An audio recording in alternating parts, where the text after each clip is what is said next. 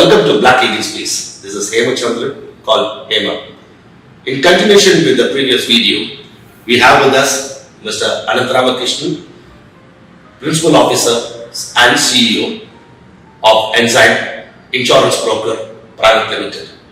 Welcome, Mr. Ananth. Today, we are going to talk about insurance as an industry, as a concept, and its attributes. Mr. Ananth, can you just throw some light on what is insurance? Because we've been talking about insurance. Now, what is insurance? What are the divisions of insurance? Because we have life insurance, we have health insurance, we have general insurance. Now, for a layman to understand, can you just explain to us on that? Yeah.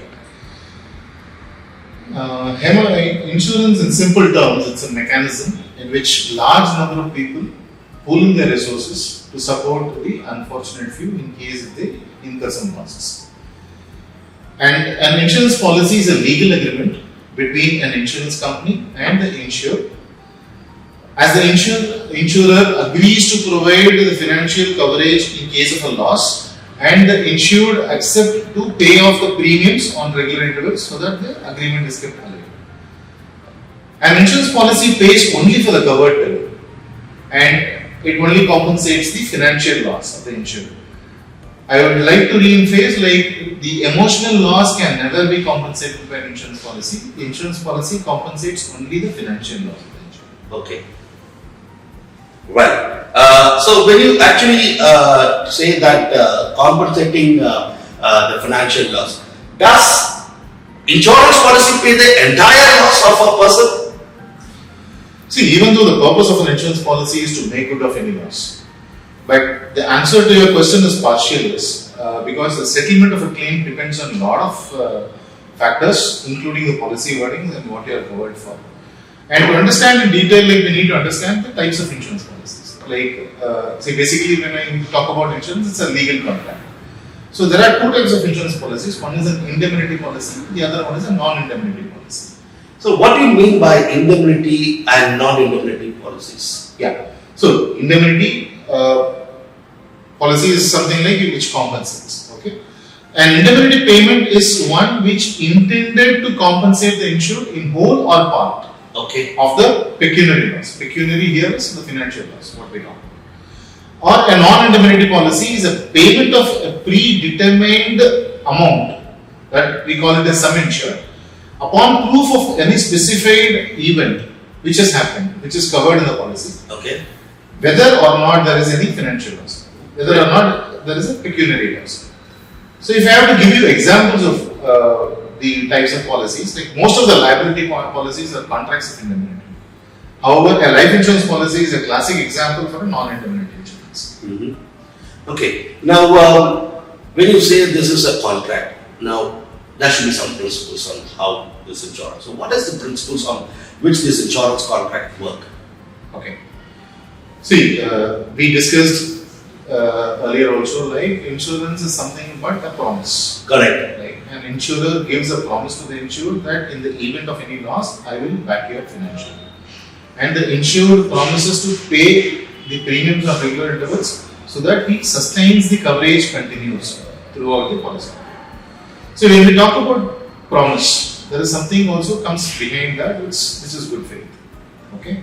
So insurance acts on the principle called uberrima fide, it's a Latin word which has a meaning as utmost good faith. Utmost good faith. Yes. Yeah. So the insurer and the insured has some classic roles and responsibilities to ensure that this faith is maintained throughout the policy period, starting from the buying process till the time the policy is in existence. Okay. So the insured is expected to present all material facts about the risk what he is proposing before the insurer, so that the insurer takes an informed decision whether to accept this risk at normal rates or at special rates or whatever it is, to accept the risk. So the insurer need to know the risk before he accepts. And similarly, once the policy is being issued, the insurer has an obligation to pay off the claim without any delay, as per the agreed policy conditions. So having said this, the insured is also expected to act responsibly. Just because I have a policy, I can't be lethargic. Correct. I have to ensure that I don't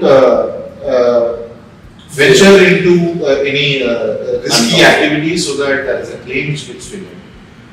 See, basically, there are certain instances where the policy do not pay off the claims because it might be an act of negligence also. So that acts on this principle. The insured is expected to act responsibly even after he has taken the insurance policy. Okay. So it should not be for the purpose of claiming insurance. Yes. Now, okay, having said that, how do I determine how much insurance do I require? Yeah. See, insurance is a risk management tool. We talked about it. It's a hedged product and it is a risk management tool so that despite there is a loss, me, my business or my family comes back to the normal situation at the least. So the insurance facilitates that.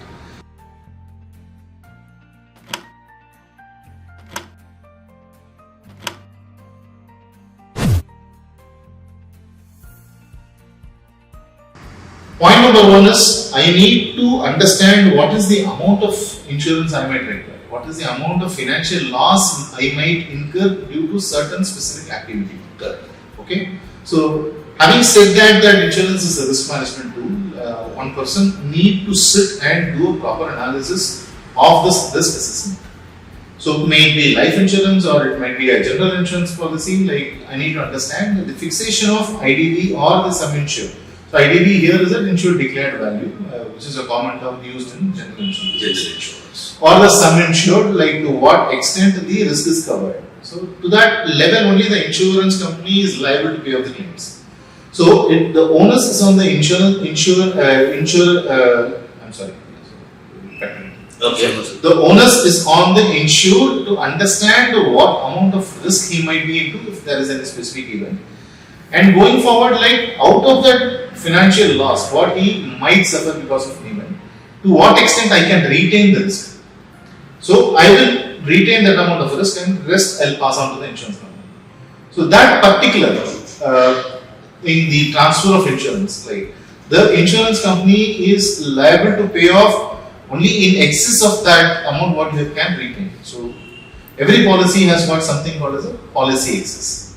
So that in turn is to put that responsibility in the mind of the insured so that I also have to contribute if there is a loss. So I will act responsibly so that I will try to put all the safety measures in place so that that event will not happen. Despite that, if something happens, there is an insurance policy which can support your claim. So, having talked about the fixation of sum insured, there are various methods of arriving at like what is the ideal sum insured a person might require. For example, for a life insurance policy, what is the risk I am covering? It's basically a non-indemnity policy, it's a benefit policy. If I am the person who is getting insured, I am not going to enjoy the benefit of the claim or something. So it happens like the claim is payable only upon my death. So it's being taken for the purpose like despite me not being there, my family should continue as an estate. So the family is the beneficiary. So I need to know like what could be the extent of financial loss or what could be the money my family would require. Correct. Okay. So there is something called as a human life value calculation. Like the sum insured differs from different stages of life for a person. So for a youngster, like he might have a sum insured. The moment he gets married, like his responsibility increases. Risk. The moment he's been blessed with the child, the risk increases, sort of. So to ensure that at various stages of life, the policy comes into help in case if there is a need.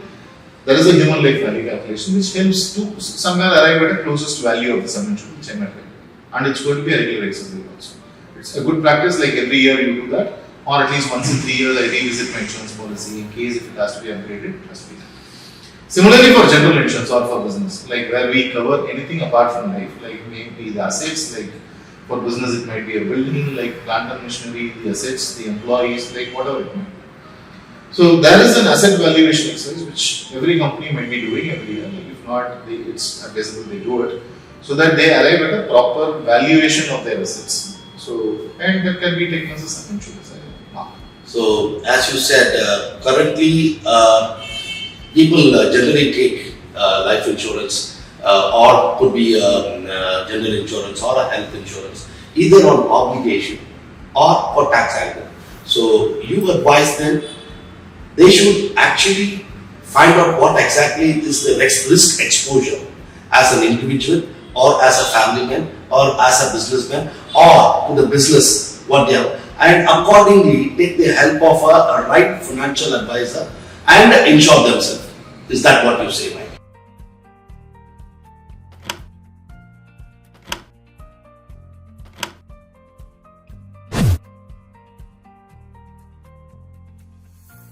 Yes, see, when we talk about the tax angle to an insurance program or the returns generated out of an insurance policy, see, these are all a byproduct of it. But the major reason somebody has to go for an insurance policy is to cover the risk. So, if you talk about tax, like it's the incentive what the government is giving you so that the government motivates you to get yourself insured so that in the event of any loss, you don't suffer. So, you can't expect somebody to come and help you. So that's the ideal purpose of the insurance policy. So talking about the financial angle or the returns out of an insurance policy, yes, it's good to have a return. But again, so when we talk about the risk, I would also like to classify the risk into two types. So if we talk about dying too early is a risk, living too long is also another risk. If I don't plan for my retirement, so if I don't plan for my rainy days, so obviously, so the risk is both. Dying soon is also a risk, living long is also a risk. So we have to be prepared for that. So insurance is an ideal platform where it addresses both the risks. Like in case if I die early, the family gets the benefit. In case if I live long, I can enjoy the maturity benefit so that I can have a much more secured retirement. So that's why the life insurance companies or the insurance policies have got all types of it. The pure risk ones, like which gives you a larger cover for a lesser premium. Or you have annuity policies, you have retirement plans, you have savings plans, so all these things. So it's good to have both, and to what extent you need to have. You can't focus only on returns. So ideally, you need to first understand what is the amount of risk you need to cover, and what is the amount of money you need in case if you live long. And probably it's also better to structure a policy where you get periodical returns, like a money back policy with them.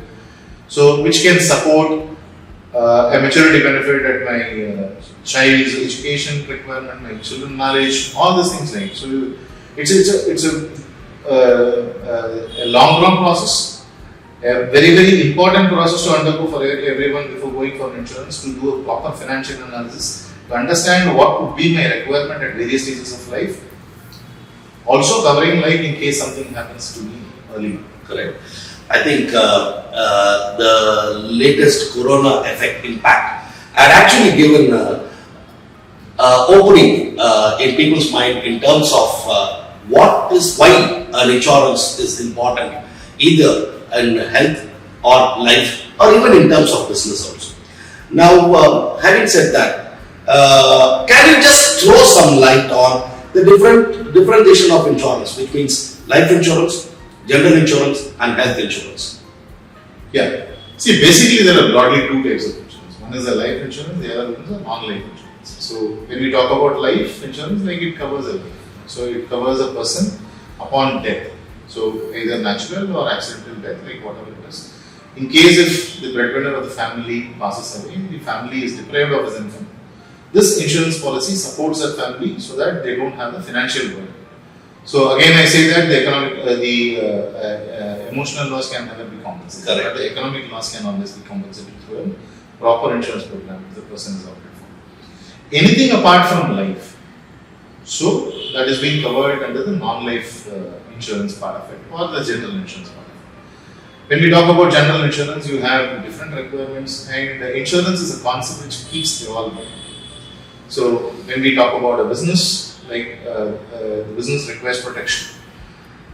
A factory needs a building, it needs plant and machinery, it needs employees to function. So all these things are covered under general insurance policy. And the more important or the most valuable asset any person will have is his own health. So in case if something happens to me, where I would require a hospitalization, where I might, I do not know what is the amount of bill I will have to pay if there is an hospitalization. COVID was a classic example. So there were people who were burdened with the medical claims of say 5 lakhs, 10 lakhs, 20 lakhs. It depends on how many days they had to be in hospital. So many of them had planned for it. Somebody who had planned for it had to bear the things. But good thing about this, like, it's a famous saying, right? Like, necessity is the mother of all Mother of inventions, and it keeps evolving based on requirements. Correct. So, if at all we have to talk about the history of insurance, like how it evolved and other things sort of.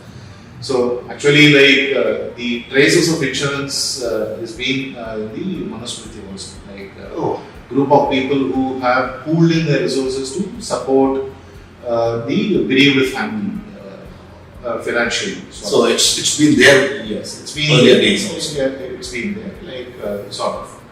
So rather, today's insurance is more structured and more organized. So, in fact, the root started of life insurance somewhere in Rome or something, like where they had a bereavement society, sort of. In case some family bereaves, like the other members contribute a few fund and ensure the bereaved family is supported with the financial support.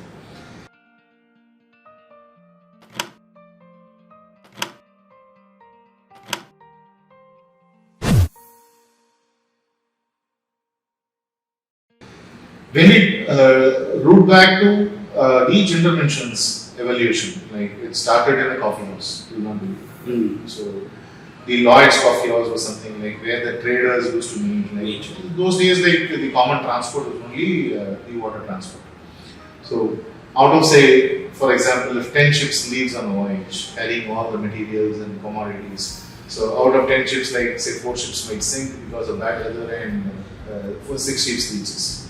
So the 6 guys who had the good luck of reaching safely to the destination made profits, and the 4 guys were making losses. And that's how the compensation policy or the contribution for the loss and everything happened. So people say that, okay, so they overall see as it evolved, you know, like there were a lot of statistical data and things like. I can understand, like say out of 10 people, 4 people might end up making a claim and 6 people might be lucky.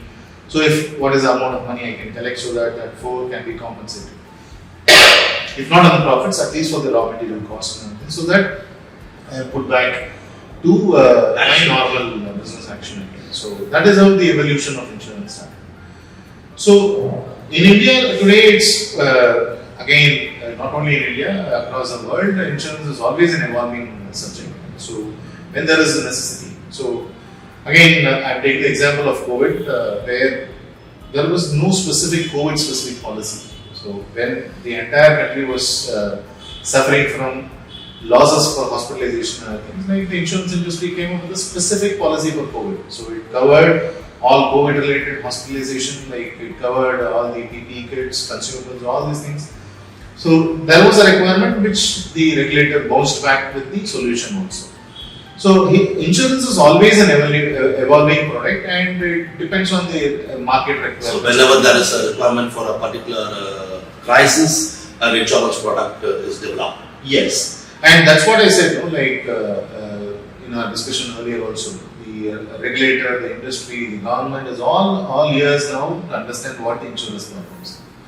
Today, the process of devising a product by an insurance company and getting it approved by the regulator is much more easier than it used to be on earlier days. Okay. So whenever there is a market requirement, the insurance companies come up with a product solution which will be approved by the regulator, and you can hit the market very fast so that you can reach out to the masses.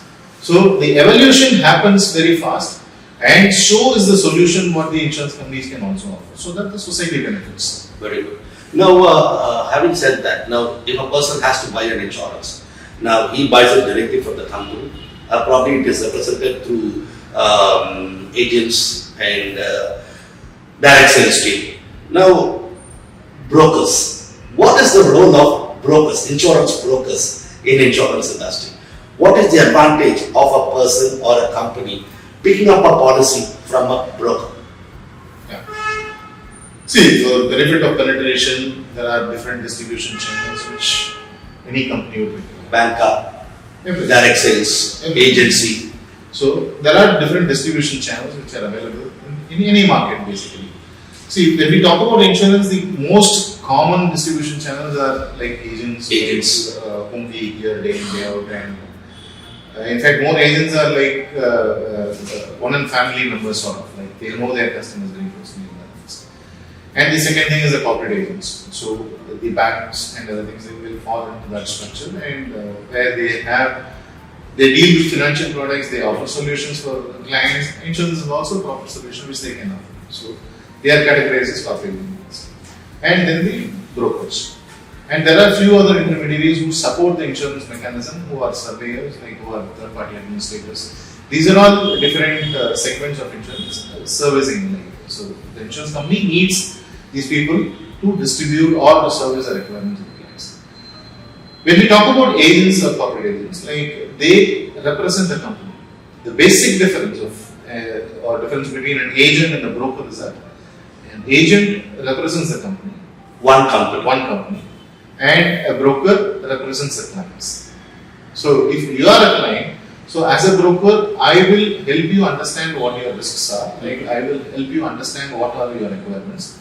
So our job is to customize your need to a policy frame and ensure that we float that requirement in the market. Since we represent the client, we can work with all the insurance companies. Oh, great.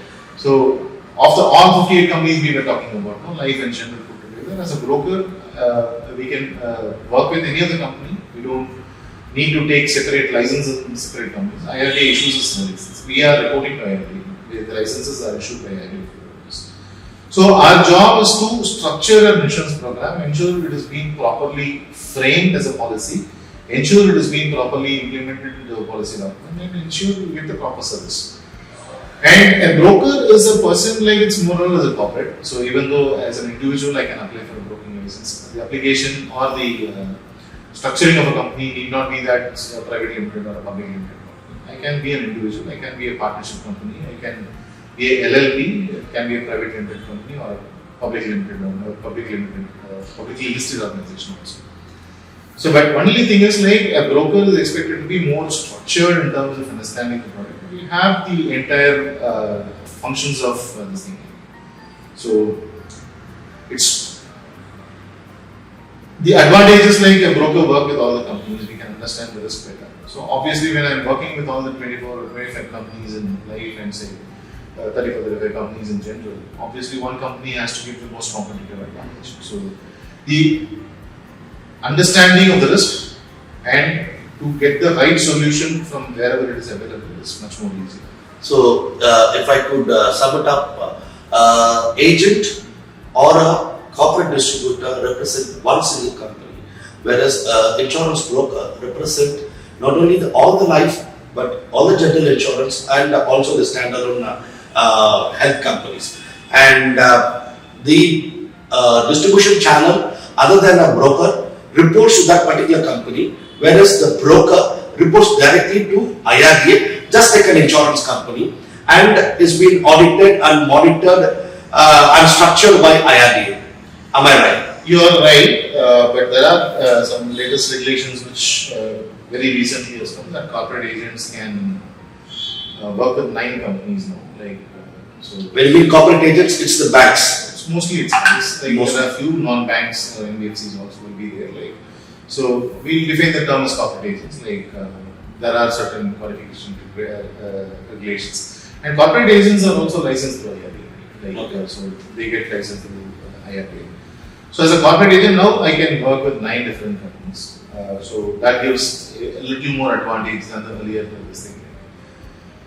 Agents can continue to work with one company, and there are a lot of initiatives like the IRDA is bringing in. Like IRDA is bringing in one common portal, like Bima Sugam, which is almost Sugam.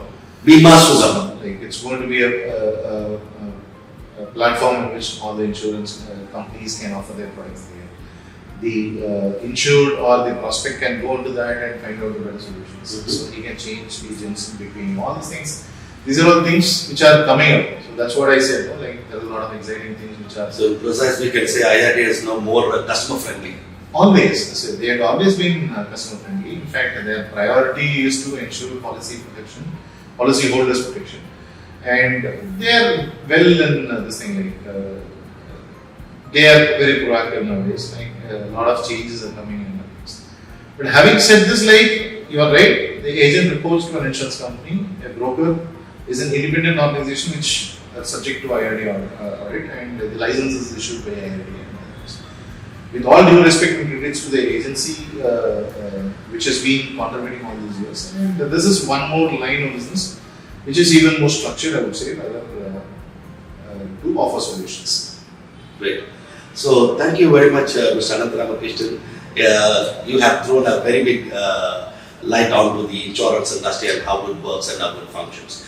Now, viewers, we have heard Mr. Ananth talk about the various aspects of the insurance industry, the general insurance, life insurance, and health insurance. Going forward, we will be talking about the various concepts in each and every divisions, like the life insurance, the general insurance, and the health insurance, or rather, as he said, non-life as general insurance. Now, we will be talking about the various concepts and what a person should know before investing into or before taking up a policy with any insurance companies. Thank you very much for viewing our videos. Please subscribe, like it, and share. Thank you very much. Jai Hind.